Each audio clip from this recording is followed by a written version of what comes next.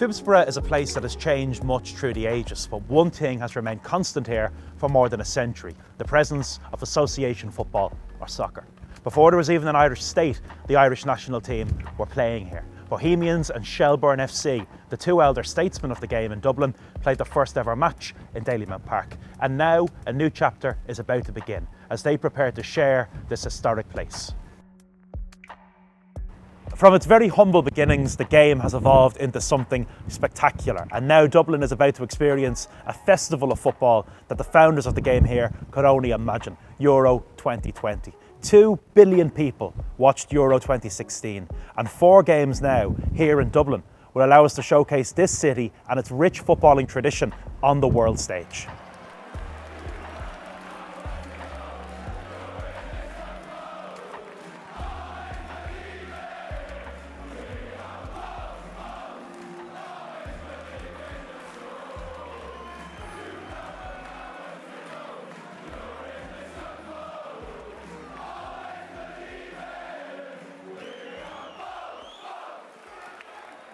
These days, things are eerily quiet around the laneways of Dalymount Park, and the famous Dalymount roar can't be heard. But despite that, there is an air of great excitement about this place. 2021 marks the centenary of the Football Association of Ireland, an organisation committed to the development of the game. And Dalymount Park, the spiritual home of Irish football, is going to change enormously in the near future. But at the beginning, it's important to get a sense of just where this place came from. The early days of this stadium are well captured in Tony Reid's official history of Bohemian Football Club. In it, Tony writes that the official opening ceremony of Dalymount Park took place on the 7th of September 1901, when the Lord Mayor of Dublin, Mr. Tim Harrington, hoisted the red and black colours of the club. He then kicked off the start of an exhibition match, which was played to celebrate the opening of the ground between Bohemians and Shelbourne. On St Stephen's Day 1901, the famous Glasgow Celtic played in Dalymount. In this fashion, Bohemians were able to let the Dublin public see for themselves some of the greatest players of association football. It was a move that gave soccer in the city its best ever boost. Dalymount was now truly the mecca of football in Southern Ireland. Down the years since that day in 1901, Bohemians and Ireland have brought the great clubs and great teams to Dalymount Park.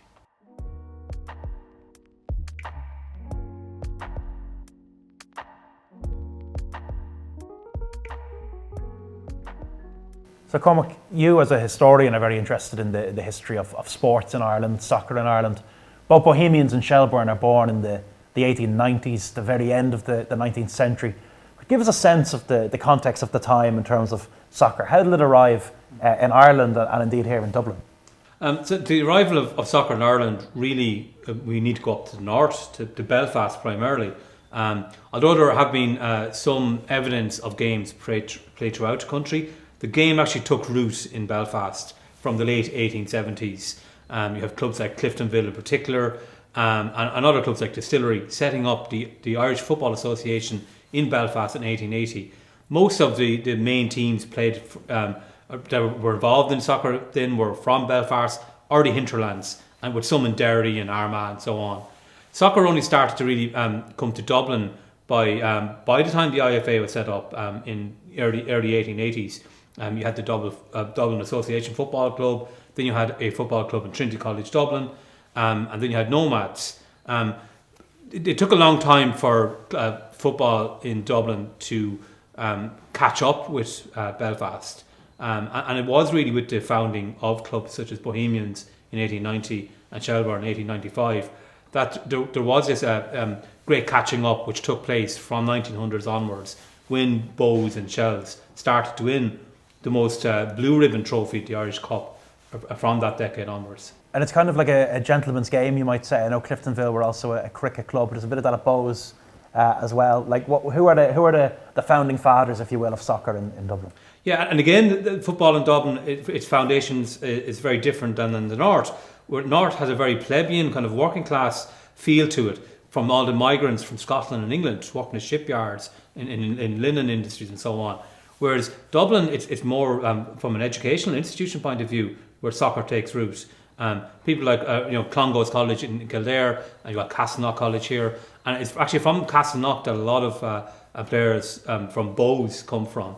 So, and that actually caused problems as well. It was actually seen as, in Dublin initially as a bit of an elitist concern. It was only from the 20th century that it becomes more of a working class sport in the city. Bohemians are just over a decade old, 11 years old. Shelbourne 6 years old when this place is born, Dalymount Park, 1901. This is very much the jewel in the crown, is it, in the early years of soccer in Dublin? Yeah, so you had the two big grounds of football in Ireland were Windsor Park in Belfast and Dalymount Park in Dublin. And although there was very few Irish internationals played in Dublin, like only 6 up to 1921 when the Irish split happened, most of them were actually held in Dalymount Park. So it takes on a huge spiritual role. It's the home of Bohemians, and it also then becomes the home of the FAI's Irish teams from 1920 onwards, and plays host to a number of very significant and very famous internationals. The ground, as I suppose parts of it even today still have the appearance of that kind of time, the very end of the Victorian age. Soccer was booming in these islands. It was very much the working man's game and the cheap tickets on the terrace. Yeah, look, and it was not. Like, people often say that, why did soccer take hold within one community or the other? But it was always going to be popular with all communities. It is a truly international game, and it really mushroomed in popularity after the First World War, and became truly, a truly global international sport played by people of all different religions, different geographic backgrounds. But yeah, obviously, clearly more so within working class environments. As you enter Dalymount Park today, it's the name Bohemian FC that greets you, and you find it here in the changing rooms as well. Bohemians, the gypsies, went on their own journey from the time of their foundation until they found this place, and they've plenty of legends synonymous with Dalymount Park. There was Harold Sloan, who scored the first ever goal in Dalymount in a 4-2 victory over Shelbourne Football Club. Harold Sloan, like so many young Irishmen, lost his life in the First World War. He died in early 1917. But even Shelbourne have their Dalymount legends. It was here for many, many years that the FAI Cup was contested.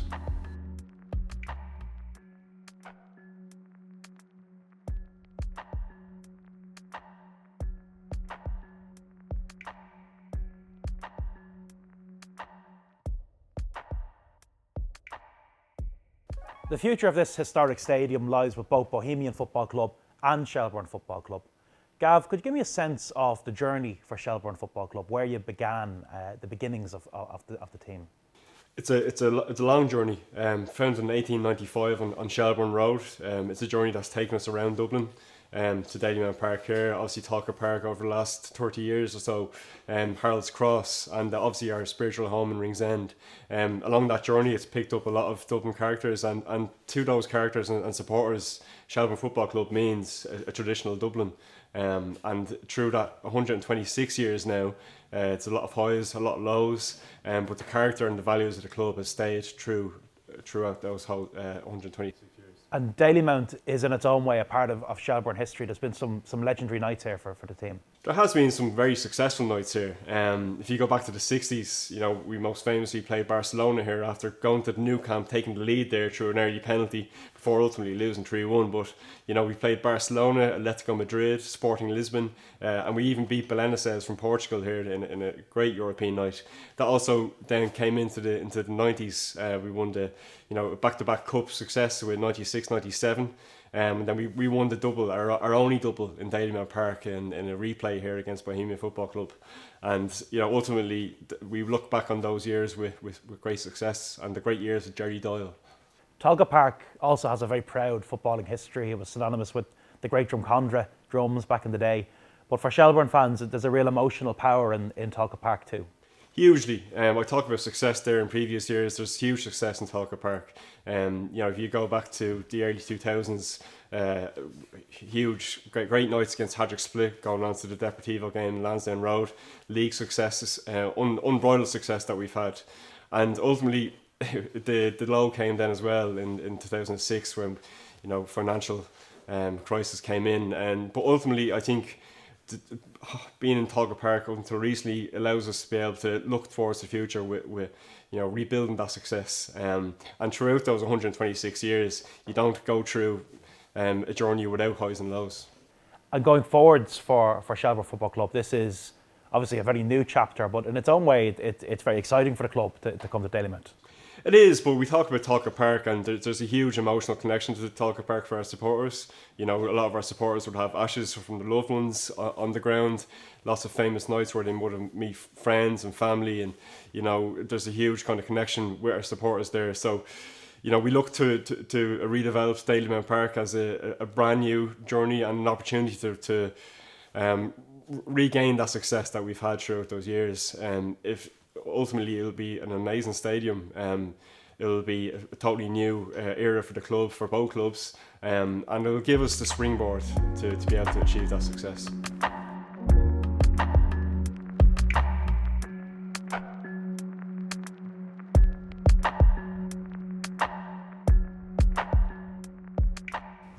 So what did the Dalymount Park of the early days look like? Well, it looked absolutely nothing like this.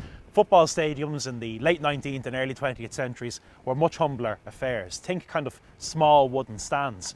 But everything was transformed by Archibald Leach. From Scotland and a trained engineer, he is very much the architectural father of the modern football stadium in these islands. He began in 1899 with Ibrox, stadium of his boyhood heroes, Glasgow Rangers, but right across these islands, Glasgow, Birmingham, Manchester, and here in Dublin we find the vision of Archibald Leach. The iconic floodlights, well, they came later on in the 1960s, 1962 to be exact. A long-standing urban myth in the League of Ireland has it that they came from Arsenal's home in London. They didn't. Like Archibald Leach himself, they came from Scotland.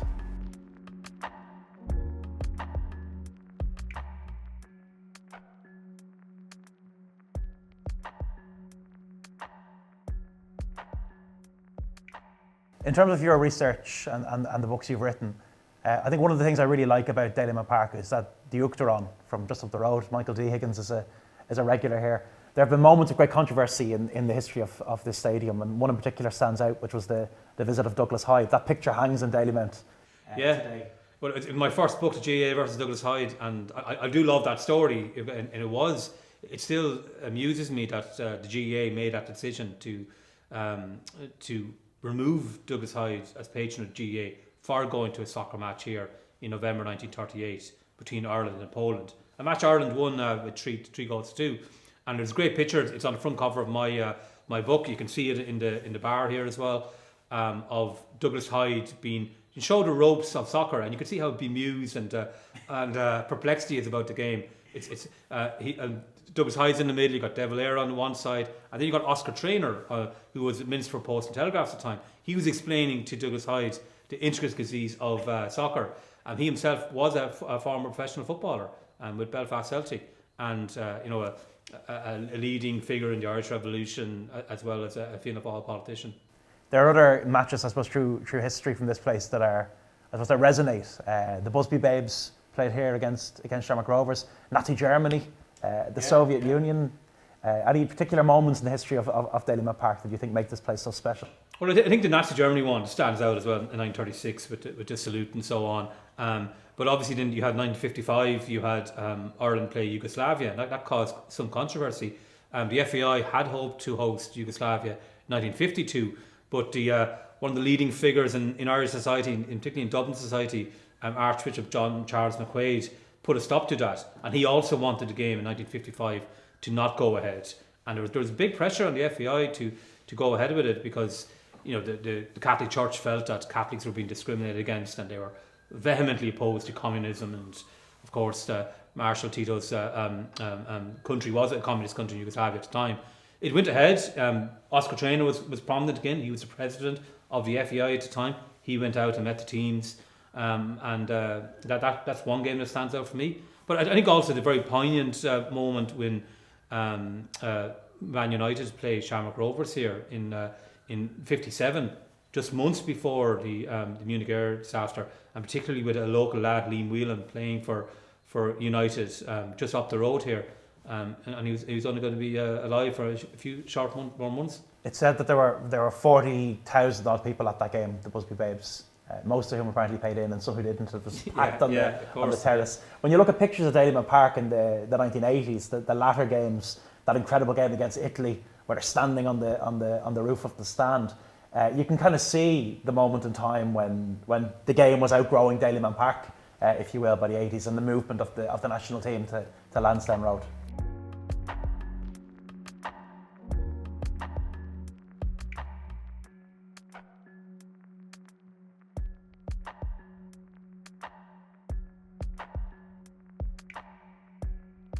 But the story of Dalymount Park isn't just the story of association football, it's also the story of youth culture, and it's the story of music. Some of the most legendary concerts that happen on the pitch are commemorated with a series of murals in the ground. There was Tin Lizzy in 1977 on an incredible bill that included the Boomtown Rats and local punks, the Radiators from Space. The band were at the height of their meteoric rise just weeks before Bad Reputation, and the gig celebrated Phil Lynnett's birthday. 3 years later came Bob Marley, football mad Bob Marley. Some people say that Bob kicked the football on the Dalymount pitch before that gig. Other people say the groundskeeper told him to get off. Who knows the truth? In the League of Ireland, sometimes separating fact from fiction or mythology is damn near impossible. There were other gigs too, even festivals, like Sunstroke in the early 1990s, when grunge music was at the height of its popularity. Smells Like Teen Spirit and all of that. Bands like Faith No More and even the hip-hop star Ice Cube took to the pitch in Dalymount Park. On that occasion, the Dalymount roar proved a little bit too loud for the locals. Sunstroke was eventually moved to the RDS, but just like grunge music, well, it was running out of time anyway.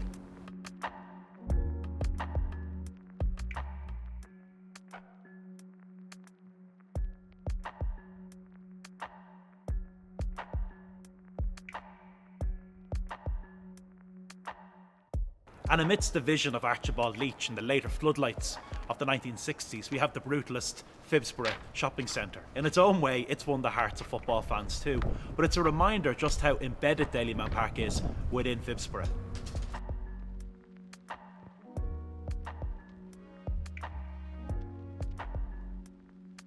Something as truly international as Euro 2020, well, it shines a spotlight on the greatest players in the world.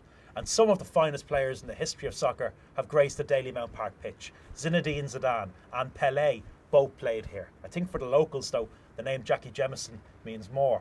One local lad who's played on this pitch was Cabra's own Liam Whelan, one of the Busby Babes, the iconic Manchester United team assembled by the great Matt Busby. And more than 45,000 people somehow packed into Dalymount Park to watch United take on Shamrock Rovers. They won the game 6-0, but Matt Busby insisted that the Shamrock boys played some good football and gave a fine account of themselves. The return leg in Manchester was a lot closer, by the way.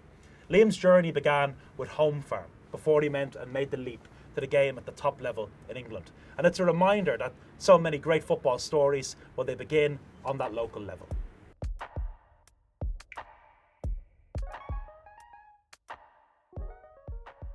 Well, the very first international that was played in Dublin was actually 1901. It was Ireland against England, and Dalymount Park was, had been constructed, but it was felt it should be held in Lansdowne Road because it would hold a bigger crowd, and that is what was happening over the decades. That and there are so many great images of Dalymount Park as packed to the rafters with people. Obviously, again, so many health and safety requirements, and yeah, that's one of the reasons why Lansdowne Road has become, and since Aviva become the home of internationals now. As a historian of sport and its place in Irish society, how important do you think going forward is that, rather than constructing something new and somewhere new, that this place, it's fair to call this, do you feel, the beating heart of Irish football, or even the soul of Irish football? Yeah, I think that these are historical places. They've got so much colour and history. I love being in, we're in here in the dressing room, in the bar, and the shop. It's so much history and so much colour here. And Cormac, not just in terms of soccer, but sport in the broadest sense. This part of Dublin really resonates. It's in many ways it's a birthplace of so many sports.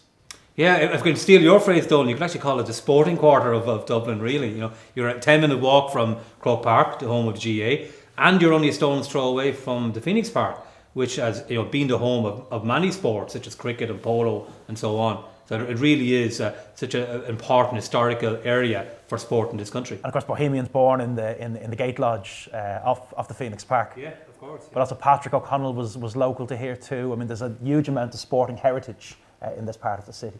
Yeah, Patrick O'Connell, the man who saved Barcelona, was born very close to Croke Park in Fitzroy Avenue, and he obviously played many games here for Ireland, in Dalymount Park. I think it's remarkable when you look at the footage of Dalymount Park in the 1980s. Tens of thousands of people at that famous clash with the Italians.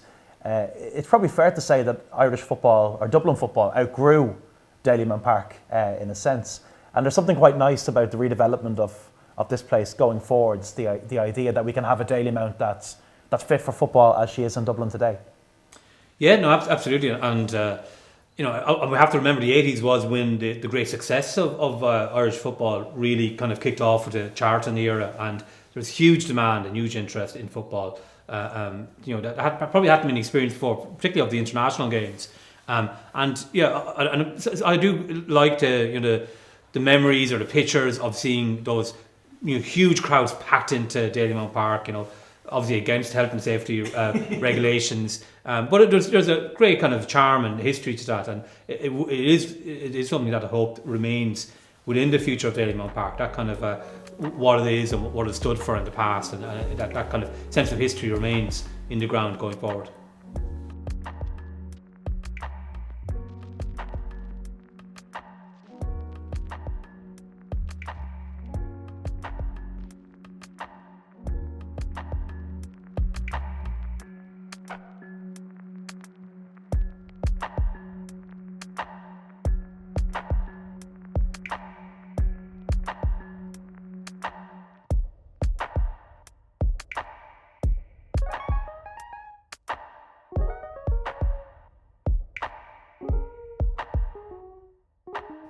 The story of the Irish national team is deeply connected to Dalymount Park. Indeed, right up to the Jack Charlton era, and even in its earliest days, the Irish national team were playing here. The first international in Dalymount happened in 1904, the very early days of the ground, and at a time when soccer in Ireland was very much dominated by Belfast.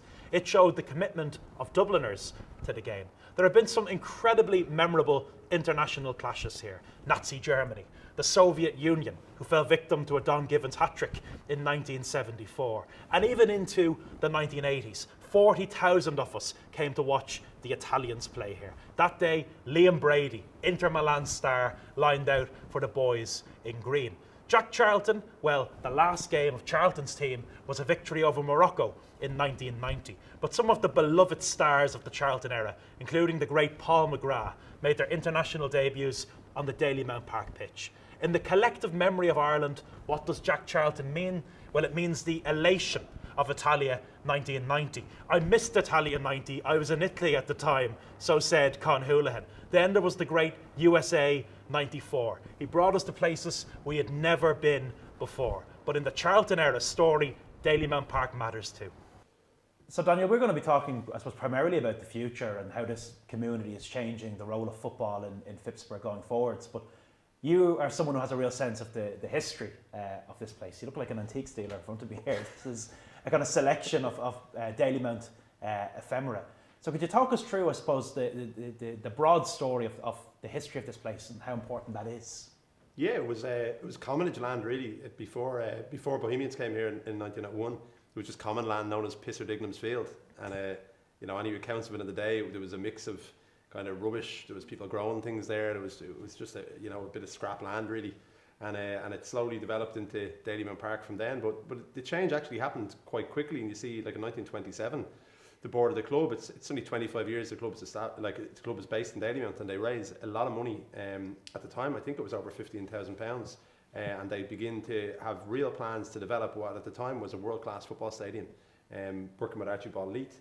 And developing, when you see even pictures in the 1950s, Dalymount is by international standards an extremely good football ground. And what's brilliant for me about it is just where it is geographically.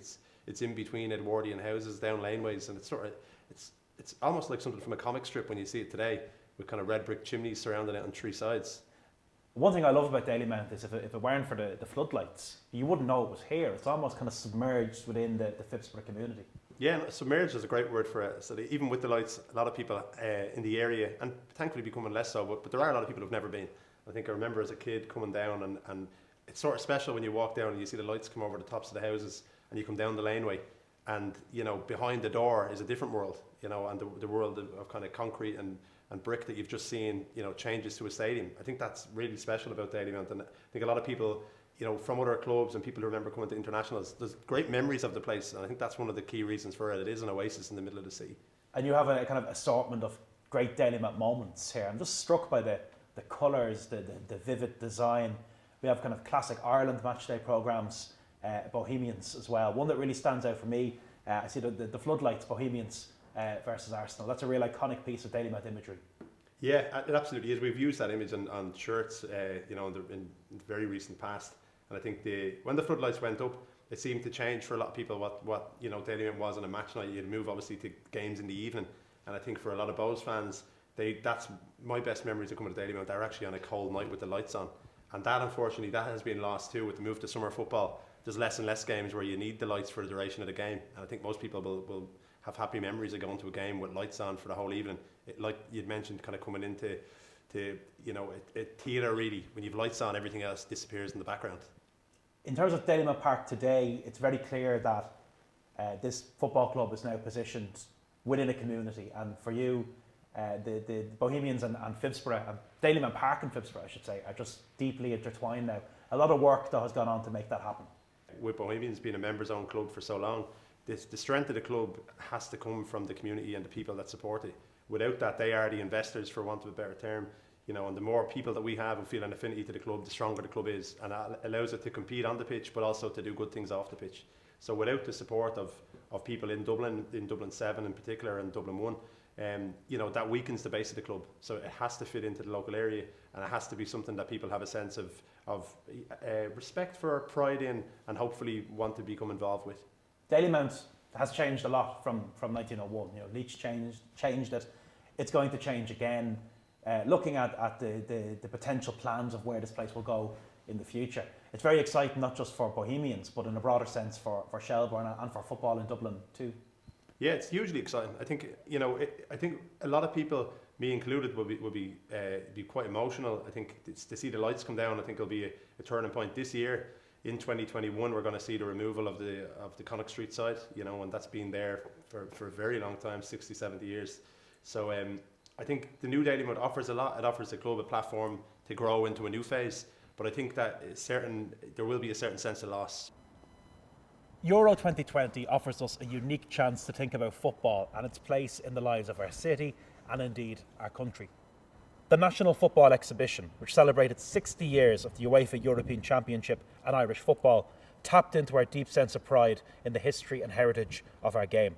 Initiatives like the Arts Legacy Project, the Street Legends campaign, bringing football back to its roots, are part of that vision too.